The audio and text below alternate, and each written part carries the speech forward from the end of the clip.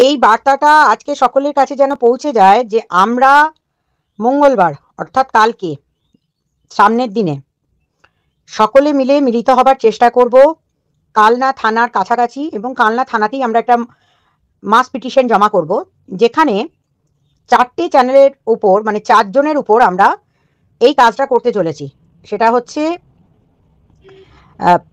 দেবনাথ পরিবারের প্রীতম এবং তার মা কবিতা, তাদের যে 3খানা না 4টে চ্যানেল আছে সেটা, আর ভাসানি বলে মেয়েটি, সেই মেয়েটির, যিনি খালি ফাঁসিয়ে বেড়ান, শান্তি কাউকে দেন না, সেই মেয়েটি। আর একটি হচ্ছে এই মরকট টাইপের ওই চশমার দোকানের কর্মচারী যারা এগুলোকে প্রমোট করেছে।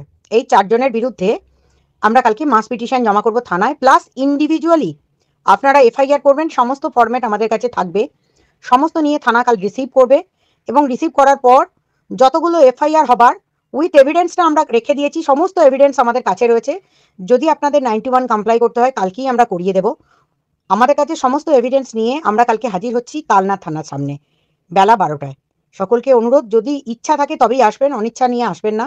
তার কারণ আমরা চাইবো যে রিমি ভিডিও দিতে ভালোবাসে না, খুব রেয়ারলি ভিডিও করে, এবং রিমির চ্যানেলটা আমরা এখনই ওড়াতে চাইছি না, তার কারণ যেহেতু সে এখন ওই বাড়িতে আছে এবং তার বার্তা আমরা পাবো না, সুতরাং সেই জন্য আমরা ওই চ্যানেলের উপর এখন নজর দিচ্ছি না। আপাতত এই 4 জন কালনার বুকে, এই 4 জনের উপর, যেহেতু 3 জন কালনাতে এবং একজন আউটসাইড অফ কালনা, তবুও তিনি এর সাথে ওতপ্রোতভাবে জড়িত বলে এই ধরনের ঘটনার যাতে ফার্দার না ঘটে, বারবার সুসাইড অ্যাটেম্প যাতে না দেখানো হয়, বারবার চাইল্ড ম্যারেজ যাতে না দেখানো হয়, বারবার ওপেনলি একটা মেয়েকে মলেস্ট না করা হয়, মানসিক নির্যাতন যাতে না করানো হয়, যাকে তাকে লাইভ ফুলে অপমান করে তার বাবা মা গোষ্ঠী শুদ্ধ উদ্ধার করা না হয়, এই কারণেই আমরা কালকে কালনাতে একত্রিতভাবে মিলিত হচ্ছি। এবং কালনাতে কালকে আশা করছি বর্ধমানে পুলিশ সুপারও থাকবেন, কথা যা হয়েছে।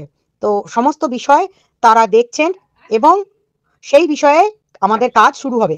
এটাও যে আমরা সকলে কিন্তু এই উদ্দেশ্যেই একত্রিত হচ্ছি, অর্থাৎ চ্যানেলগুলি ওড়ানো, তাদের শাস্তি নিশ্চিত করা, এবং সমাজে যাতে ভালো বার্তা ছড়ায়। এই ধরনের ইউটিউবাররা যাতে একবার শাস্তি পেয়ে গেলে ফার্দার কেউ আইন ভাঙতে আর সমর্থ হবে না।